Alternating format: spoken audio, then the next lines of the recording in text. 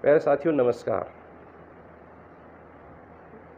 जो जो मई जून नज़दीक आ रहा है, हमारी उम्मीदें और आशाएं बढ़ती जा रही हैं कि कब ट्रांसफ़र से बैन हटेगा और हम ट्रांसफ़र्स के लिए आवेदन करेंगे। लेकिन इससे पूर्व विभिन्न विभागों ने अपने कार्यरत कर्मचारियों से ट्रांसफ़र नीति बनाने के लिए सुझाव आमंत्रित किए हैं।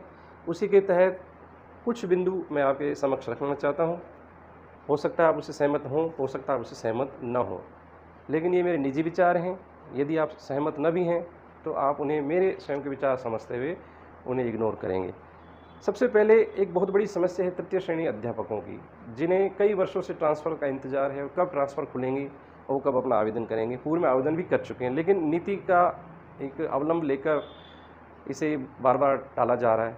तो इस क्रम में मेरे दिमाग में एक आइडिया है कि जो तृतीय श्रेणी अध्यापक हैं या जो डार्क जोन में पड़े हुए हैं, उनके लिए एक ये नीति हो सकती है कि डार्क जोन से उन्हें अपने पसंदीदा ज़िलों में आने के लिए एक अवसर दिया जाए। और अवसर अगर हम एक साथ दे बैठेंगे तो एक बहुत होमवर्क बढ़ जाएगा।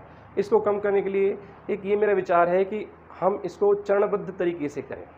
यानी कि जो बाहर रह रहे हैं, जो डार्क जोन में कर्मचारी जो अन्य ज़िलों से हैं, जो अपने ज़िलों में इधर आना चाहते हैं, उन्हें फ़ेज़ 1, फ़ेज़ 2 एंड फ़ेज़ 3 इस हिसाब से उन्हें ट्रांसफ़र किया जाए। सबसे पहला काम तो ये है कि जो 15 वर्ष या उससे अधिक अवधि तक बाहर रह चुके हैं, डार्क जोन की बात करें, तो उन कर्मचारियों से आवेदन मांगे जाएं और उन्हें अपने इच्छित स्थान पर स्थानांतरित किया जाए। इसके अलावा हम ये देखेंगे 15 वर्ष से अगर न्यून अवधि वाले जो कर्मचारी हैं, उनसे आवेदन नहीं लिए जाएँ। सिर्फ 15 वर्ष अथवा उससे अधिक समय तक बाहर रहे कर्मचारी हैं, उन्हें ये अवसर दिया जाए। फिर ये चरण समाप्त होने के बाद फ़ेज़ 2 में हम 10 वर्ष से लेकर 15 वर्ष तक की अवधि के बीच जो बाहर रहे हैं, उन्हें हम अवसर दें। इस प्रकार हम टुकड़ों-टुकड़ों में इन ट्रांसफ़र्स करेंगे तो डार्क जोन में जो स्वयं को पीड़ित सा महसूस कर रहे हैं या काफ़ी चिर प्रतीक्षित जो उनका ये बिंदु है, वो क्वेंच हो पाएगा, वो संतुष्ट हो पाएगा, उन्हें अपनी जगह पर आने का अवसर प्राप्त हो सकेगा। अब इस परिप्रेक्ष्य में एक बात आती है कि जब इन्हें ट्रांसफ़र्स इधर दे दिया जाएगा तो उन जगहों में जो स्थान खाली होंगे, उनकी पूर्ति कैसे होगी? तो हम ये देखते हैं कि प्रतिवर्ष विद्यालय स्तर पर जो रिज़ल्ट्स आते हैं, जो हमारे परीक्षा परिणाम हैं, उनके तहत न्यून परीक्षा परिणाम वाले कर्मचारी साथियों को आप जो नोटिस दिए जाते हैं, उसके परिणाम तय उन्हें उन स्थानों पर स्थानांतरित किया जाए, ताकि भविष्य में रिजल्ट्स को लेकर भी हम अलर्ट रहें, अच्छा रिजल्ट्स देने का प्रयास करें, तथा जो किसी भी अन्य कारणों से जिन पर कार्यवाही की जानी है, विभागीय कार्यवाही की जानी है, उन कर्मचारियों को भी डार्क जोन के अंदर भेजा जाए ताकि संतुलन बना रहे। कुछ कर्मचारी जो हमारे यहाँ आए हैं तो कुछ कर्मचारी वहाँ गए हैं, और इसकी आपूर्ति के लिए दूसरा जो विकल्प होगा कि जो कर्मचारी हम डार्क जोन से इधर इन इलाकों में ले रहे हैं, तो इन इलाकों में जो स्कूल्स खुलते हैं या जो नव पद सृजन होता है, उनसे भी उनको बैलेंस किया जा सकता है। तो इस प्रकार ऐसा ना हो कि उन क्षेत्रों की जगहें खाली हो जाएं और इधर पूर्ण रूप से भर जाएं।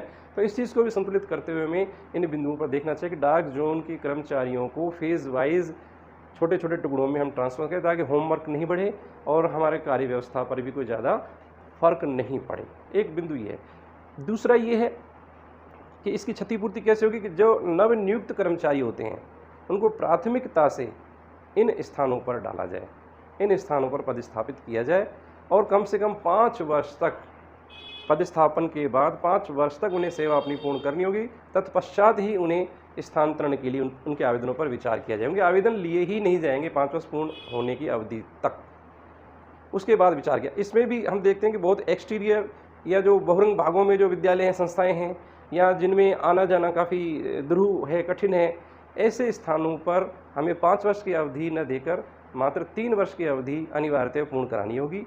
3 वर्ष पूर्ण होने के बाद इस आशय का उन्हें प्रमाण पत्र हो, सर्विस सर्टिफिकेट मिले कि 3 वर्ष इनके इस क्षेत्र में पूर्ण हो चुके हैं। अब आवेदन करने पर वो साक्ष्य उन्हें लगाने होंगे ताकि ये पता किया जा सके कि ये शिक्षक साथी जो है, शिक्षक इतने वर्ष तक इस इलाकों में ये कार्य कर चुका है। बाद में ही इनके आवेदनों पर विचार किया जाए। तो इस प्रकार हम देखते हैं कि जो डार्क जोन में या जो अन्य ऐसी जगहों में लगे हुए हैं, जो वर्षों से इंतजार करें ट्रांसफ़र का, उन्हें अपने वांछित स्थानों पर लाया जा सकेगा। अगला बिंदु जो है, क्षेत्र में कोई भी कर्मचारी, सभी कर्मचारियों की अनिवार्यता है ये कि ग्रामीण क्षेत्र में 3 वर्ष की सेवा उन्हें आवश्यक रूप से पूर्ण करनी होगी, निरंतर पूर्ण करनी होगी, टुकड़ों में नहीं। लगातार 3 वर्ष तक ग्रामीण क्षेत्रों में उन्हें अपनी सेवाएं देनी होगी, तभी वो स्थानांतरण के लिए आवेदन करने के हकदार माने जाएं।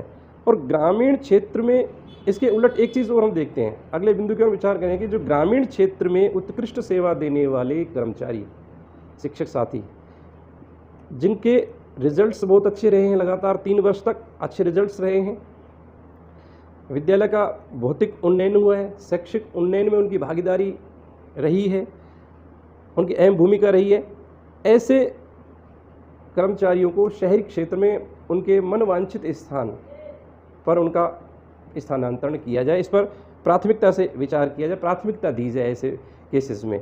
तो मैं समझता हूँ ये भी एक अच्छा प्रयोग होगा। प्रश्न यह उठता है कि इस तरह का आकलन कैसे किया जाए। तो इसके आकलन के लिए हम ACR का सहारा ले सकते हैं, उसके रिजल्ट्स का सहारा ले सकते हैं, तथा जो निरीक्षण इत्यादि जो होते हैं उनकी रिपोर्ट्स के आधार पर ऐसे कर्मचारियों को चिन्हित किया जाए और इस आशय का प्रमाण पत्र हो, अथवा विद्यालय परिवार की तरफ से या अन्य पुरस्कार इत्यादि प्राप्त किए हुए कर्मचारी, इस तरह के उसका आकलन इन बिंदुओं के आधार पर करके हम उसके उत्कृष्ट कार्यों को समूहित कर सकते हैं और उनके आवेदनों को इन रिपोर्ट्स के आधार पर विचार करके उनको मनवांछित स्थान पर स्थानांतरण दे सकते हैं। इसे अगला है कि 5 वर्ष की सेवावधि पूर्ण करने पर संस्था परिवर्तन अनिवार्य हो। 5 वर्ष की अवधि पूर्ण करने पर संस्था परिवर्तन अनिवार्य हो। इसके लिए हम ये देख सकते हैं कि 5 वर्ष पूर्ण होने पर साथी, आसपास के साथी आपस में म्यूचुअली ट्रांसफ़र लेने का प्रस्ताव दे सकते हैं। यानी कि मैं आपके विद्यालय में आ जाऊं, आप मेरे विद्यालय में आ जाएं, क्योंकि हम दोनों के 5 वर्ष पूर्ण हो गए हैं, तो हमारा अनिवार्य स्थानांतरण होगा। इससे बचने के लिए हम क्यों ना आपस में, चाहे आस-पास की स्कूल ही क्यों ना हो, हम अपना स्थान परिवर्तन करें। इससे वातावरण में परिवर्तन आएगा, हमारे शैक्षिक उन्नयन में यह एक जो परिवर्तन है वह सकारात्मक योगदान दे सकता है और बच्चों को भी अलग अलग शिक्षकों की योग्यताओं का लाभ मिल सकेगा। इस चीज़ को ध्यान में रखकर ये अनिवार्य स्थानांतरण स्वतः स्थानांतरण की परिभाषा में लेते हुए ऐसा स्थानांतरण किया जा सकता है। इससे एक अनिवार्य स्थानांतरण का जो प्रोसेस है वो पूर्ण हो पाएगा और ट्रांसफ़र करने वाली मशीनरी पर ज़्यादा वजन नहीं पड़ेगा। दूसरा, इसी से एक बात निकल कर आती है पारस्परिक स्थानांतरण, यानी म्यूचुअल ट्रांसफ़र्स। म्यूचुअल ट्रांसफ़र्स साल भर खुले रहने चाहिए। यह साल भर से मतलब है साल में 2 बार, जब भी लंबी छुट्टियाँ, शीतकालीन अवकाश जो आता है उससे पूर्व आवेदन और फिर ग्रीष्मकालीन अवकाशों के दौरान आवेदन। इन 2 अवधियों में इस तरह के ट्रांसफ़र्स निपटाए जा सकते हैं। इससे क्या होगा, कर्मचारी के बदले कर्मचारी, विषयगत कर्मचारी, एक ही विषय के 2 कर्मचारी आपस में म्यूचुअली ट्रांसफ़र होंगे, क्योंकि ट्रांसफ़र अनिवार्य होगा तो उनको जाना ही होगा। अतः आपस में ही इनका ट्रांसफ़र कर दीजिए, अथवा कहीं दूर भी हो, चाहे किसी भी सेवा अवधि इन्होंने पूर्ण की हो, म्यूचुअल ट्रांसफ़र आपस में किए जा सकें और वो खुले हों और इन्हें सहजता से किया जाए। इसमें किसी प्रकार की कोई बाह्य समर्थन या सहमति या अनुशंसा की आवश्यकता इस पर नहीं पड़नी चाहिए। उच्च अधिकारी इस पर विचार करें और अपने ही स्तर पर ऐसे ट्रांसफ़र्स कर दें। तो ये मेरा सुझाव था। इसके अलावा जो एक बात आती है कि पति पत्नी यदि राज्य सेवा में हैं, पति पत्नी यदि राज्य सेवा में हैं तो उनमें पत्नी की जो डिज़ायर है, जो इच्छा है या सहमति है, वो पूछी जाए। पत्नी पति के पास जाना चाहे या पति पत्नी के स्थान के निकट आना चाहे, इसमें पत्नी की सहमति लेकर ही आवेदन पर विचार किया जाए। और स्थानांतरण का जो अगला बिंदु है वो रिक्त पद पर ही किए जाएं। स्थानांतरण रिक्त पद पर ही किए जाएं। और बहुत ही ज़रूरी हो तो इसमें राज्य का हस्तक्षेप है। राज्य हित में यदि ऐसा लग रहा है कि ट्रांसफ़र किया जाना जरूरी है या किसी को उठाकर उनके स्थान पर ट्रांसफ़र किया जाना है तो ऐसा किया जा सकता है, लेकिन किसी व्यक्तिगत हित को साधने के लिए राज्य हित का उस पर लेबल लगाकर इस ट्रांसफ़र को नहीं किया जाए, ऐसा मेरा मानना है। दूसरा, हम देखते हैं कि 3 वर्ष तक न्यून परीक्षा परिणाम देने वाले साथी या कोई शिकायत आने पर, जैसा कि मैंने पूर्व में कहा, ऐसे बंधुओं को डार्क जोन की तरफ स्थानांतरित किया जाए। ये वहाँ से आने वाले कर्मचारियों को बैलेंस करने का कार्य करेगा। इसकी हम बात पूर्व में कर चुके हैं। अब अगला बिंदु जो है विधवा, परित्यक्ता अथवा विकलांग, जो फिजिकली चैलेंज्ड कर्मचारी हैं, इनके ट्रांसफ़र यथासंभव अपने गृह निवास के बहुत ही समीप किए जाएं तथा एक बार पद स्थापित होने के बाद बार बार ट्रांसफ़र्स नहीं किए जाएं। यदि आवश्यक हो तो इसमें विधवा और परित्यक्ता का ट्रांसफ़र करना पड़े तो भले ही किया जाए, लेकिन जो चैलेंज्ड पर्सन्स हैं, जो फिज़िकली चैलेंज्ड हैं, उनके ट्रांसफ़र रेयर केस में ही किए जाएं, अन्यथा नहीं किए जाए, उन्हें यथास्थान बने रहने दिया जाए। इस प्रकार एक बिंदु और आता है कि जो बंधु स्थानांतरण चाहते हैं, मैं स्थानांतरण आपके स्थान पर चाहता हूं या किसी रिक्त पद पर चाह रहा हूं, तो विभाग यह चीज़ देखे कि मैं जिस जगह से जा रहा हूं वहां की छात्र संख्या क्या है और मैं जिस जगह जा रहा हूं वहां की छात्र संख्या क्या है।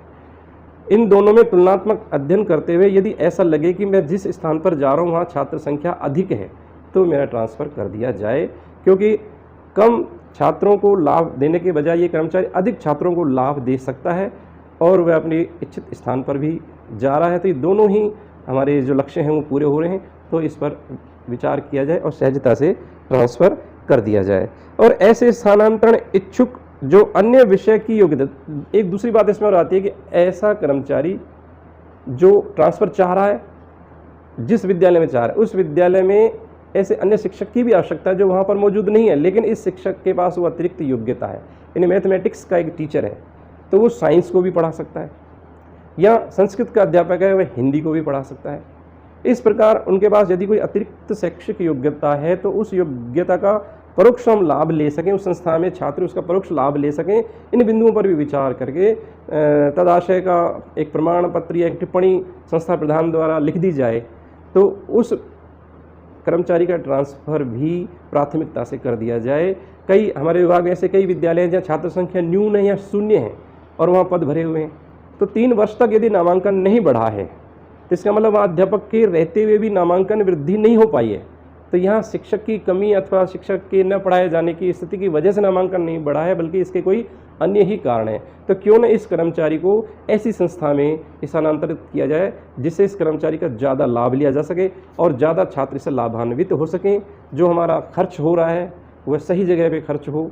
यह योजना हमारी क्रियान्वित हो सकती है इस सोच के साथ अगर हम ऐसा करें। और तीसरा, ये समस्त अपने शिक्षा का उन्नयन करना है, शिक्षा को बढ़ाना है, छात्रों को अधिकाधिक लाभ देना है, समाज को हमारा सीधा लाभ हो। जो टैक्सेशन से जो खर्च कर्मचारियों का राज्य उठा रहा है उसका भरपूर लाभ छात्र हित में लिया जा सके।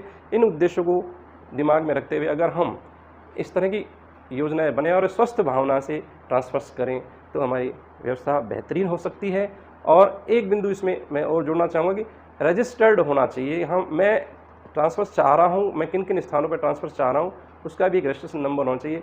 उनको उसी क्रमिक ढंग से यानी कि मेरिट के अकॉर्डिंग उसको विचार किया जाए तो भी अच्छा है। उसे स्वतः ही कंप्यूटर हमें जगह सुझा दे कि आप ट्रांसफ़र चाह रहे थे, आपके कारण कुछ ऐसे अपरिहार्य कारण हैं जिनकी वजह से आप स्थानांतरण चाह रहे हैं, तो ये स्थान रिक्त हैं। अगर आप चाहें तो आप इजी वे में कम प्रोसेस के तहत आप स्थान परिवर्तन कर सकते हैं। सरकार और विभाग, इन कर्मचारी सब मिलकर इन योजनाओं को इस तरह हम पूर्ण करें तो मैं समझता हूँ ट्रांसफ़र का जो एक हुआ है या जो एक होमवर्क है, हैवी होमवर्क है, उसे हम कम करके आसानी से अंजाम तक पहुँचा सकते हैं।